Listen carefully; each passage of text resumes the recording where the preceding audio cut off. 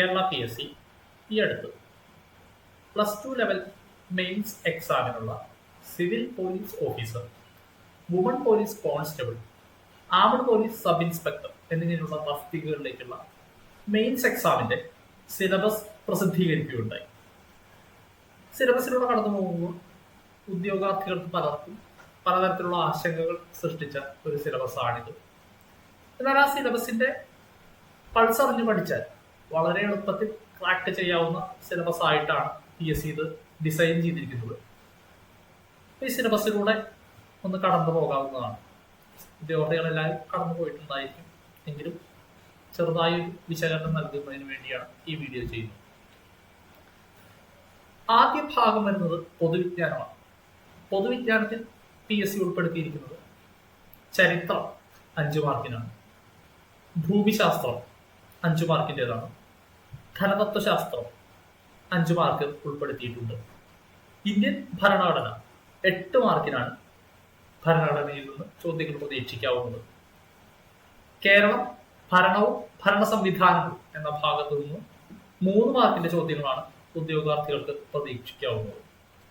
പിന്നീട് ജീവശാസ്ത്രവും പൊതുജനാരോഗ്യവും എന്ന ഭാഗത്തു നിന്ന് 4 മാർക്കിനും, ഭൗതിക ശാസ്ത്രം 3 മാർക്കിനും, രസതന്ത്രം 3 മാർക്കിനും ചോദ്യങ്ങൾ ഉൾക്കൊള്ളിച്ചിരിക്കുന്നു.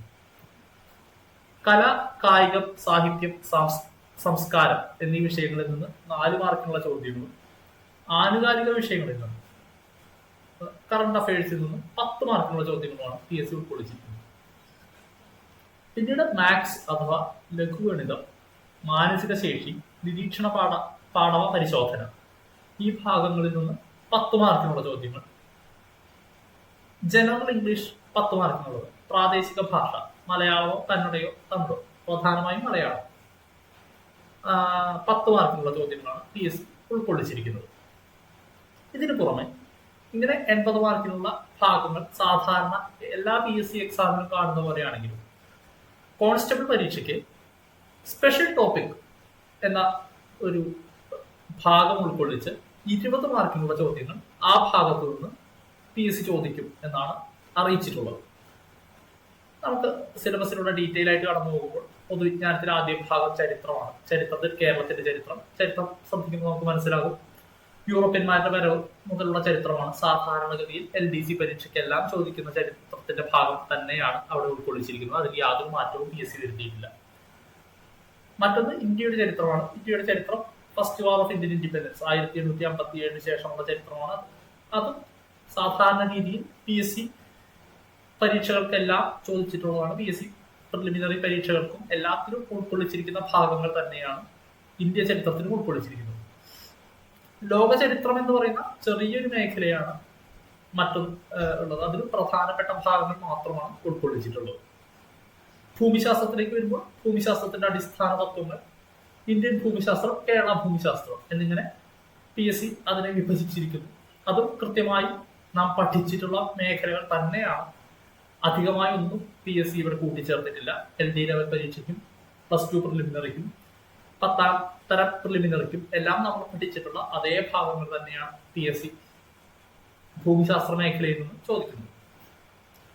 ധനതത്വശാസ്ത്രം 5 മാർക്കിനുള്ള ചോദ്യങ്ങൾ, വളരെ ചെറിയ ഒരു സിലബസിൽ 5 മാർക്കിനുള്ള ചോദ്യങ്ങളാണ് PSC ഉൾക്കൊള്ളിച്ചിരിക്കുന്നത്. ഉദ്യോഗാർത്ഥികൾക്കെല്ലാം വളരെ എളുപ്പത്തിൽ മാർക്ക് സ്കോർ ചെയ്യാവുന്ന മേഖലയാണ് ധനതത്വശാസ്ത്രത്തിൻ്റെത്. അടുത്തതായി ഇന്ത്യൻ ഭരണഘടനയിൽ നിന്ന് 8 മാർക്കിനുള്ള ചോദ്യങ്ങളാണ് ഉൾക്കൊള്ളിച്ചിരിക്കുന്നത്.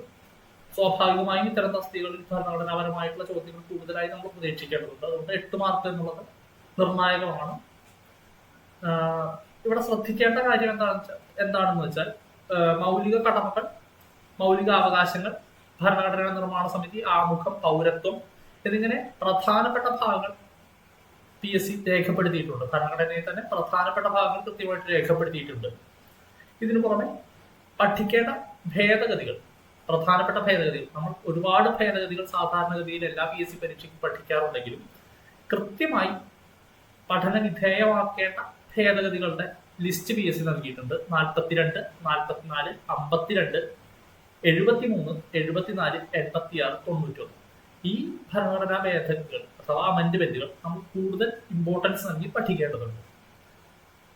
പിന്നീട് കേരളവും ഭരണ സംവിധാനവും നമ്മൾ ഒരുപാട് ഇപ്പോൾ അടുത്തായി വരുന്ന LD പരീക്ഷയ്ക്കും എല്ലാം ഉൾക്കൊള്ളിച്ചിരിക്കുന്ന സിലബസ് തന്നെയാണത്. ഇവിടെയും ആ സിലബസ് ഉണ്ട്. സിലബസ് ഉൾക്കൊള്ളിച്ചിട്ടുണ്ട്. 3 മാർക്കിനുള്ള ചോദ്യങ്ങളാണ് ആ മേഖലയിൽ നിന്ന് പ്രതീക്ഷിക്കാവുന്നത്. ജീവശാസ്ത്രവും പൊതുജനാരോഗ്യവും എന്ന മേഖലയിൽ നിന്ന് 4 മാർക്കിനുള്ള ചോദ്യങ്ങളാണ്. അത് പ്രധാനമായിട്ടുമുള്ളത് മനുഷ്യ ശരീരത്തെ കുറിച്ചുള്ള പൊതു അറിവ്, സാധാരണയായി നമ്മൾ പഠിച്ചിട്ടുള്ളതാണ്. ജീവകങ്ങളും ധാതുക്കളും അവയുടെ അപര്യാപ്തത രോഗങ്ങൾ, സാംക്രമിക രോഗങ്ങൾ, കേരളത്തിലെ ആരോഗ്യക്ഷേമ പ്രവർത്തനങ്ങൾ, ജീവിതശൈലി രോഗങ്ങൾ, അടിസ്ഥാന ആരോഗ്യ വിജ്ഞാനം, പരിസ്ഥിതിയും പരിസ്ഥിതി പ്രശ്നങ്ങളും ഇങ്ങനെയുള്ള സ്ഥിരമായി ചോദിക്കുന്ന മേഖലയിൽ നിന്ന് തന്നെയുള്ള ചോദ്യങ്ങളാണ് അവിടെയും ഉൾക്കൊള്ളിച്ചിരിക്കുന്നത്.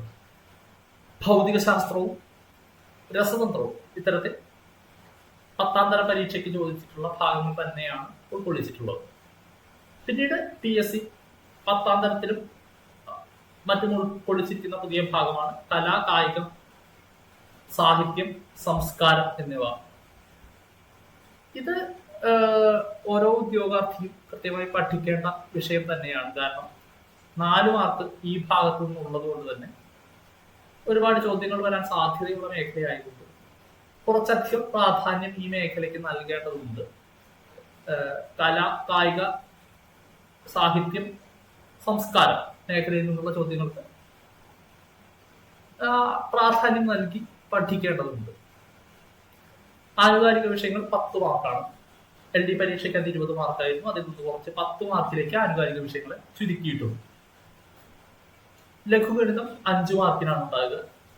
ഗണിതം, മാനസിക ശേഷി, നിരീക്ഷണ പാഠം ഇവ 10 മാർക്കിനുള്ള ചോദ്യങ്ങളുള്ളതിൽ ലഘുഗണിതം 5 മാർക്കിനുള്ളതാണ്. മാനസിക ശേഷിയും നിരീക്ഷണ പാഠവും ചേർത്ത് 5 മാർക്കിനുള്ള ചോദ്യങ്ങളുമാണ് നമുക്ക് ഉണ്ടായിരിക്കുക. ജനറൽ ഇംഗ്ലീഷ്, ഗ്രാമറിന് 5 മാർക്ക്, വൊക്കാബുലറിക്ക് 5 മാർക്ക്, അങ്ങനെ കൃത്യമായിട്ട് അതിനെ ഡിവൈഡ് ചെയ്തിട്ടുണ്ട്. പ്രാദേശിക ഭാഷ, ഇപ്പൊ മലയാളത്തിലാണെങ്കിൽ മലയാളം 10 മാർക്കിനുള്ള ചോദ്യങ്ങളാണ്. അവ പക്ഷെ ഗ്രാമർ പാർട്ടും വൊക്കാബുലറി പാർട്ടുമായിട്ട് അതിനെ ഡിവൈഡ് ചെയ്തിട്ടില്ല എന്നുള്ളതാണ് അതിൽ ശ്രദ്ധേയമായിട്ടുള്ള കാര്യം. 10 മാർക്കിനുള്ള ചോദ്യങ്ങളാണ് മലയാളത്തിൽ നിന്ന് മുഴുവനായിട്ട് പ്രതീക്ഷിക്കാവുന്നത്. ഇനി ഉദ്യോഗാർത്ഥികൾക്ക് സ്പെഷ്യൽ ടോപ്പിക് എന്ന് പറഞ്ഞ് PSC ഉൾക്കൊള്ളിച്ചിരിക്കുന്ന ഭാഗത്തേക്ക് കടന്നു വന്നാൽ ആദ്യമായി PSC ഉൾക്കൊള്ളിച്ചിരിക്കുന്നത് Indian penal code. Indian penal code 1860 മെക്കോഡെ പ്രഭുവിന്റെ എഴുതപ്പെട്ട ഇന്ത്യൻ പീനൽ കോഡിൽ നിന്ന് 4 മാർക്കിനുള്ള ചോദ്യങ്ങൾ ഉണ്ടായിരിക്കും എന്നാണ് PSC പറഞ്ഞു വെച്ചിട്ടുള്ളത്. തീർച്ചയായും ഒരു പോലീസ് ഉദ്യോഗസ്ഥനാകുമ്പോൾ ഏറ്റവും അധികം അറിഞ്ഞിരിക്കേണ്ട മേഖല ഇന്ത്യൻ പീനൽ കോഡ് തന്നെയാണ്. പോലീസ് ഉദ്യോഗസ്ഥൻ എന്നല്ല, ഇന്ത്യയിലുള്ള ഏതൊരു വ്യക്തിയും അറിഞ്ഞിരിക്കേണ്ട അടിസ്ഥാന നിയമങ്ങൾ പലതും ഉള്ളത് ഇന്ത്യൻ പീനൽ കോഡിൽ അടങ്ങിയിട്ടുണ്ട്. അതുകൊണ്ട് തന്നെ ഇത് പഠിച്ചിരിക്കേണ്ടത് ഒരു വ്യക്തി എന്ന നിലയിലും അനിവാര്യത ആയതുകൊണ്ടാണ് PSC ഇവ ഉൾക്കൊള്ളിച്ചിരിക്കുന്നത്. ഇതിന് നോക്കുമ്പോൾ ഇന്ത്യൻ പീനൽ കോഡ് IPC, നമ്മൾ സാധാരണ പറയുന്ന IPC നിന്ന് 4 മാർക്കിനുള്ള ചോദ്യങ്ങളാണ് പ്രതീക്ഷിക്കേണ്ടത്. ഉദ്യോഗാർത്ഥികൾ ഒറ്റ നോട്ടത്തിൽ നോക്കുമ്പോൾ ഒരുപാട് സെക്ഷനുകൾ, ഒരുപാട് പണിഷ്മെന്റുകൾ, അതിന്റെ പണിഷ്മെന്റുകൾ, ഇത്തരത്തിൽ വളരെ നീണ്ട പാഠഭാഗമാണ് ഇതെന്ന് തെറ്റിദ്ധരിക്കുമെങ്കിലും വളരെ അനായാസത്തിൽ മാർക്ക് സ്കോർ ചെയ്യാവുന്ന മേഖലയാണിത്. ഉദ്യോഗാർത്ഥികൾ മറ്റു വിഷയങ്ങൾക്ക് കൊടുക്കുന്ന സമയത്തിന്റെ പകുതി സമയം കൊണ്ട് ഇവ പഠിച്ചെടുക്കാൻ സാധിക്കും എന്ന സത്യം മനസ്സിലാക്കേണ്ടതുണ്ട്. ഇവിടെ നിലവിൽ IPCയിൽ 4 ഭാഗങ്ങളായിട്ട് അതിനെ വിഭജിച്ചിട്ടുണ്ട്. General exceptions in IPC.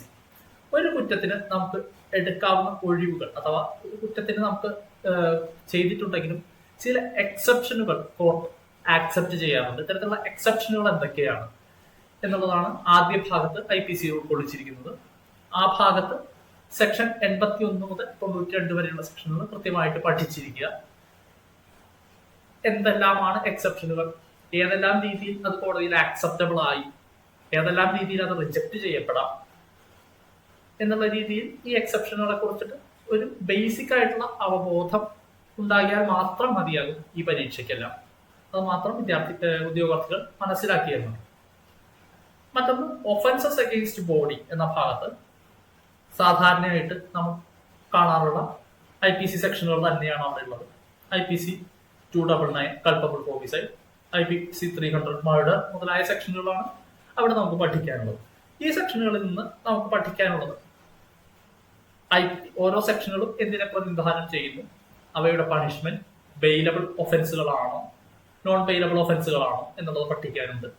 Punishment എത്ര കാലം വരെ നീണ്ടു നിൽക്കുന്ന പണിഷ്മെന്റുകളാണ് ഈ കുറ്റകൃത്യങ്ങൾക്ക് സാധാരണഗതിയിൽ ലഭ്യമാകുന്നത്. ഈ രീതിയിലുള്ള കാര്യങ്ങൾ മാത്രമാണ് ഒഫൻസസ് അഗെയിൻസ്റ്റ് ബോഡി എന്നുള്ള രണ്ടാമത്തെ സെക്ഷനിൽ നിന്ന് നമുക്ക് പഠിക്കാനുള്ളത്. ഇതിൽ കുറച്ചുകൂടി ഇമ്പോർട്ടൻസ് കൊടുത്ത് പഠിക്കേണ്ടത് ഒഫൻസസ് അഗെയിൻസ്റ്റ് വുമൺ ആണ്.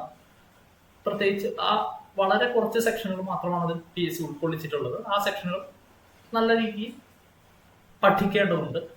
ഇതേ രീതിയിൽ തന്നെ പണിഷബിൾ ആണോ, എത്ര വർഷം വരെ നീണ്ടു നിൽക്കുന്ന പണിഷ്മെന്റ് ആണുള്ളത്, പണിഷ്മെന്റിനോടൊപ്പം ഫൈൻ അടങ്ങിയിട്ടുണ്ടോ, ഉണ്ടെങ്കിൽ എത്ര രൂപയാണ് ഫൈനായി അടക്കേണ്ടി വരിക, ഇതിൽ നിന്ന് ജാമ്യം ലഭിക്കാൻ സാധ്യതയുണ്ടോ, വാറണ്ട് ഇല്ലാതെ അറസ്റ്റ് ചെയ്യാൻ സാധിക്കുമോ എന്നുള്ള ബേസിക് ആയിട്ടുള്ള ഡീറ്റെയിൽസ് മാത്രമാണ് ഉദ്യോഗാർത്ഥികൾ പഠിക്കേണ്ടതായിട്ട് വരിക. ഇത്തരം സെക്ഷനുകളിൽ നിന്ന് ചോദ്യങ്ങൾ ധാരാളമായി ചോദിക്കാൻ സാധ്യതയുണ്ട്. ഒഫൻസസ് അഗെയിൻസ്റ്റ് പ്രോപ്പർട്ടി എന്ന ഭാഗവും സമാനമായിട്ടാണ് കൊടുത്തിട്ടുള്ളത്. ഇതിൽ ഒഫൻസസ് പ്രോപ്പർട്ടിക്ക് വരുന്ന എല്ലാ ഒഫൻസുകളും നമുക്ക് ഉൾക്കൊള്ളിച്ചിട്ടില്ല. വളരെ സെലക്റ്റീവ് ആയിട്ടുള്ള കുറച്ച് സെക്ഷനുകൾ മാത്രമാണ് ഉൾക്കൊള്ളിച്ചിട്ടുള്ളത്. അവ എന്താണെന്നും അവ എത്ര വർഷം വരെ പണിഷബിൾ ആണ് എന്നുള്ളതും ബെയിലബിൾ ആണോ നോൺ ബെയിലബിൾ ആണോ എന്നുള്ള വളരെ ചുരുക്കം ഡീറ്റെയിൽസ് മാത്രമാണ് നമുക്ക് പഠിക്കേണ്ടതായിട്ട് വരുന്നത്. ഇത്ര സെക്ഷനുകൾ പഠിച്ചാൽ 4 മാർക്ക് ഉറപ്പിക്കാൻ സാധിക്കും എന്നുള്ളതാണ് ഈ മേഖലയുടെ പ്രത്യേകത. നമ്മൾ ആദ്യം നോക്കുമ്പോൾ ഒരുപാടുണ്ട് എന്ന് തോന്നിയാലും വളരെ എളുപ്പത്തിൽ പഠിച്ചെടുക്കാൻ സാധിക്കുന്നതും എളുപ്പത്തിൽ മനസ്സിലാക്കാൻ സാധിക്കുന്നതുമാണ് ഈ സെക്ഷനുകൾ എന്നുള്ളത് ഓർത്തു വെക്കുക. വിദ്യാർത്ഥികളെല്ലാം സിലബസിലൂടെ ഒന്ന് കടന്നു പോയി കഴിഞ്ഞാൽ ഓർമ്മ നിൽക്കുന്നതാണ് സെക്ഷനുകൾ. ഇവയുടെ പണിഷ്മെന്റ് മാത്രം നമ്മൾ പഠിച്ചു വെച്ചാൽ നമുക്ക് എളുപ്പത്തിൽ 4 മാർക്ക് സ്കോർ ചെയ്യാൻ സാധിക്കും. അടുത്തത് കോഡ് ഓഫ് ക്രിമിനൽ പ്രൊസീജിയർ അഥവാ CRPC എന്ന് നമ്മൾ വിളിക്കുന്ന കോഡ് ഓഫ് ക്രിമിനൽ പ്രൊസീജിയർ ആണ്. കോഡ് ഓഫ് ക്രിമിനൽ പ്രൊസീജിയർ എന്ന് പറയുന്നത് നടപടിക്രമങ്ങളാണ്. ഈ നടപടിക്രമങ്ങൾ ഒരു വ്യക്തിയെ അറസ്റ്റ് ചെയ്താൽ എന്തെല്ലാം മാർഗങ്ങൾ സ്വീകരിക്കണം, അറസ്റ്റ് ചെയ്ത വ്യക്തിയെ ഏതെല്ലാം രീതിയിലൂടെ ട്രീറ്റ് ചെയ്യണം എന്നുള്ള ഒരു സെറ്റ് ഓഫ് റൂൾസ് ആണ് കോഡ് ഓഫ് ക്രിമിനൽ പ്രൊസീജിയറിൽ പറഞ്ഞു വെച്ചിട്ടുള്ളത്. തീർച്ചയായും ഉദ്യോഗാർത്ഥികളെല്ലാം അറിഞ്ഞിരിക്കേണ്ട ഭാഗം തന്നെയാണിത്. ട്രെയിനിങ് പീരീഡിൽ ധാരാളമായി പഠിപ്പിക്കുന്നതും ഈ ഭാഗത്തു നിന്ന് തന്നെയാണ്. ഇവിടെ 3 മാർക്കുള്ള ചോദ്യങ്ങളാണ് നമുക്ക് പ്രതീക്ഷിക്കേണ്ടത്. അതിൽ ആദ്യ ഭാഗം ഡെഫിനിഷൻ എന്ന് പറഞ്ഞ് നൽകിയിട്ടുണ്ട്. വളരെ എളുപ്പത്തിലാണ് എന്താണ് ബെയിലബിൾ ഒഫൻസ്, എന്താണ് കോഗ്നിസബിൾ ഒഫൻസ് എന്നുള്ള ടെക്നിക്കൽ ആയിട്ടുള്ള കാര്യങ്ങൾ മാത്രമാണ് നമുക്ക് പഠിക്കാനുള്ളത്. പിന്നീട് അറസ്റ്റ് ചെയ്ത ഒരു വ്യക്തിയെ പോലീസിന് വാറണ്ട് ഇല്ലാതെ അറസ്റ്റ് ചെയ്യാൻ കഴിയുന്ന സാഹചര്യങ്ങൾ, മുൻപാകെ ഹാജരാവാൻ ലഭിക്കുന്ന നോട്ടീസ്, അതിന്റെ പ്രൊസീജിയറുകൾ എന്താണ്, അത് ഒരു ഉദ്യോഗസ്ഥനെ അറസ്റ്റ് ചെയ്യുമ്പോൾ ചെയ്തിരിക്കേണ്ട കാര്യങ്ങൾ എന്താണ്, ഇത്തരത്തിലുള്ള ബേസിക് ആയിട്ടുള്ള കാര്യങ്ങളാണ് CRPCയിൽ നിന്ന് നമുക്ക് ചോദിക്കുന്നത്. ഇത് നമ്മൾ അറിഞ്ഞിരിക്കേണ്ടതുമാണ്. പിന്നീട് സമൻസ് ആൻഡ് വാറണ്ട്, സമൻസ് എങ്ങനെയാണ് സമൻസ് കൈമാറേണ്ടത്, ഏത് രീതിയിലാണ് വാറണ്ട് കൊടുക്കേണ്ടത്, ഇത്തരത്തിലുള്ള ബേസിക് ആയിട്ടുള്ള കാര്യങ്ങളാണ് അടുത്ത സെക്ഷനിൽ ഉൾക്കൊള്ളിച്ചിരിക്കുന്നത്. Information to the police and the powers to investigate എന്ന സെക്ഷനിൽ നമുക്ക് പഠിക്കാനുള്ളത് ഇൻവെസ്റ്റിഗേഷൻ ഏത് രീതിയിൽ മുന്നോട്ട് പോകണം, കോഗ്നിസബിൾ ഒഫൻസിൽ നമുക്ക് ലഭ്യമാകുന്ന ഇൻഫർമേഷൻസ് ഏത് രീതിയിൽ ശേഖരിക്കണം എന്നുള്ള കാര്യങ്ങളൊക്കെയാണ് ആ ഭാഗത്ത് പഠിക്കാനുള്ളത്. അത് വളരെ എളുപ്പത്തിൽ നമുക്ക് പഠിക്കാവുന്നതാണ്. വളരെ കുറച്ച് സെക്ഷനുകൾ മാത്രമാണ് ഇവിടെ ഉൾക്കൊള്ളിച്ചിട്ടുള്ളത്. Indian evidence act 1872 Indian evidence ആക്ടിന്റെ 2-3 സെക്ഷനുകളിൽ മാത്രമാണ് നമുക്ക് പഠിക്കാനായിട്ടുള്ളത്. വളരെ എളുപ്പത്തിൽ പഠിച്ച് നമുക്ക് 2 മാർക്ക് ആ ഭാഗത്ത് നിന്ന് സ്കോർ ചെയ്യാൻ സാധിക്കും.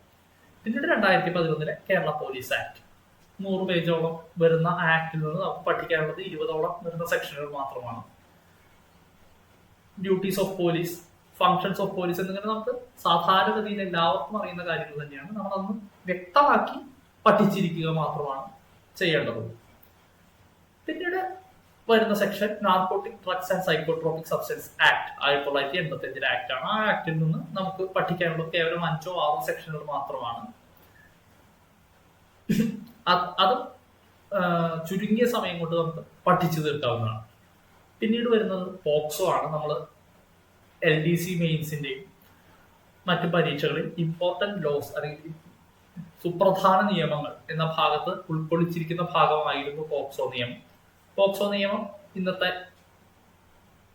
കാലഘട്ടത്തിൽ അനിവാര്യമായി എല്ലാവരും അറിഞ്ഞിരിക്കേണ്ട നിയമമാണ്. 2 മാർക്കിനുള്ള ചോദ്യങ്ങളാണ് ആ ഭാഗത്ത് നിന്ന് ഉണ്ടാവുക.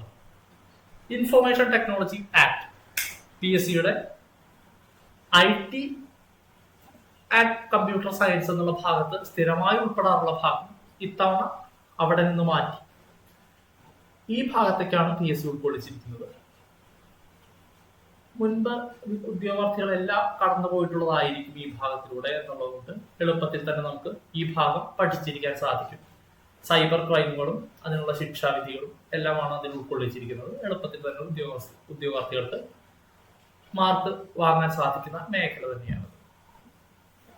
RTI ആക്ട് അഥവാ റൈറ്റ് ടു ഇൻഫർമേഷൻ ആക്ട് ആണ് അടുത്തതായിട്ട് നമുക്ക് പഠിക്കാനുള്ളത്. 2 മാർക്കിന്റെ ചോദ്യങ്ങളാണ് ആ ഭാഗത്തു നിന്ന് ഉണ്ടാവുക. വളരെ കുറച്ച് മാത്രമാണ് പഠിക്കാനുള്ളത്. 3-4 സെക്ഷനുകൾ മാത്രമാണ് ആ ഭാഗത്തു നിന്ന് ഉൾക്കൊള്ളിച്ചിരിക്കുന്നത്. വളരെ എളുപ്പത്തിൽ ആ ഭാഗം പഠിച്ചു തീർക്കാൻ സാധിക്കും എന്നുള്ളത് ഉദ്യോഗാർത്ഥികൾ മനസ്സിലാക്കുക.